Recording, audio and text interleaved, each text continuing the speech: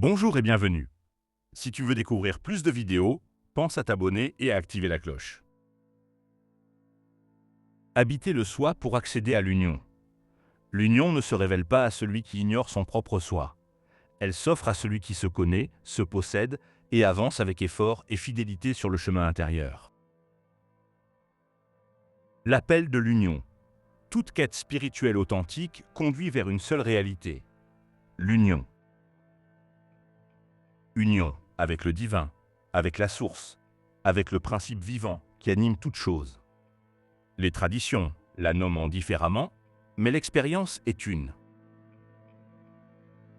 Cependant, beaucoup aspirent à l'union sans avoir préparé l'espace intérieur pour la recevoir.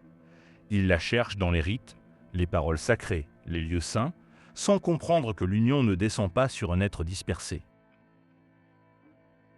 L'union n'est ni un trophée ni une faveur. Elle est une résonance. Et seule une conscience accordée peut entrer dans cette résonance. Habiter le soi est donc la première condition, car on ne peut accueillir l'un dans un lieu inhabité. Ignorer le soi, l'obstacle invisible. L'union ne se révèle pas à celui qui ignore son propre soi. Ignorer son soi ne signifie pas être ignorant ou dépourvu de foi. Cela signifie vivre hors de soi, sans centre, sans gouvernail intérieur. Beaucoup vivent ainsi, réagissant au monde plutôt que de l'habiter, confondant agitation et mouvement, prenant le tumulte intérieur pour une inspiration divine. Le soi n'est pas l'ego, il est le lieu de cohérence, là où l'être est unifié. Un être qui ignore son soi est fragmenté, et ce qui est fragmenté ne peut soutenir l'union. Dans cet état, l'union serait non seulement impossible, mais dangereuse, car le feu sacré exige un récipient stable. Se connaître, entrer dans la demeure intérieure. Habiter le soi commence par se connaître. Se connaître n'est ni se juger, ni se glorifier. C'est se voir en vérité, voir ses forces sans orgueil, voir ses limites sans fuite, voir ses intentions avant ses actes. Cette étape est souvent redoutée car elle dissout les illusions, mais sans cette lucidité, la spiritualité devient une façade.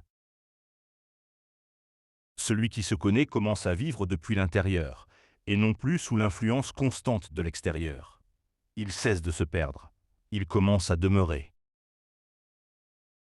Se posséder, la souveraineté du soi. Elle s'offre à celui qui se connaît, se possède. Se posséder, ce n'est pas se durcir, c'est ne plus être possédé.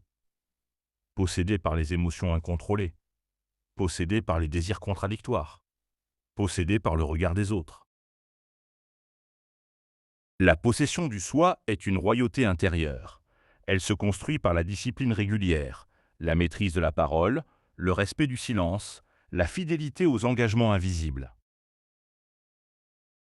Toutes les voies initiatiques insistent sur cette étape. Avant la révélation, il y a la structuration.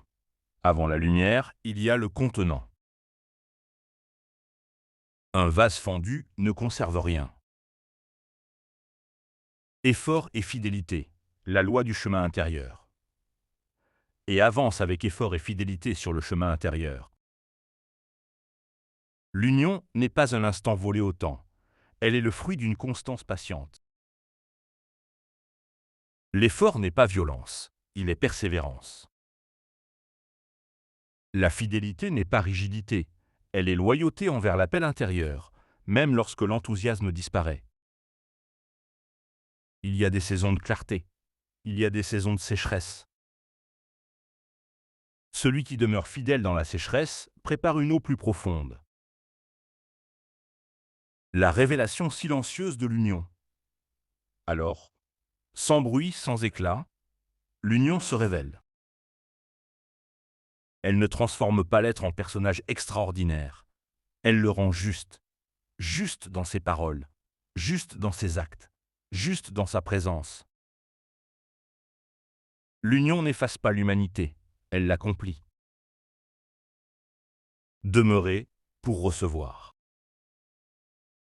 Souviens-toi, l'union ne se force pas, elle ne se réclame pas, elle se reçoit. Mais seul celui qui a fait de son soi une demeure stable peut accueillir l'hôte sacré. Avance avec sincérité, avec patience, avec fidélité, car ce qui est vrai ne se presse pas, et ce qui est profond ne se perd pas. L'union ne se révèle pas à celui qui ignore son propre soi. Elle s'offre à celui qui se connaît, se possède et avance avec effort et fidélité sur le chemin intérieur.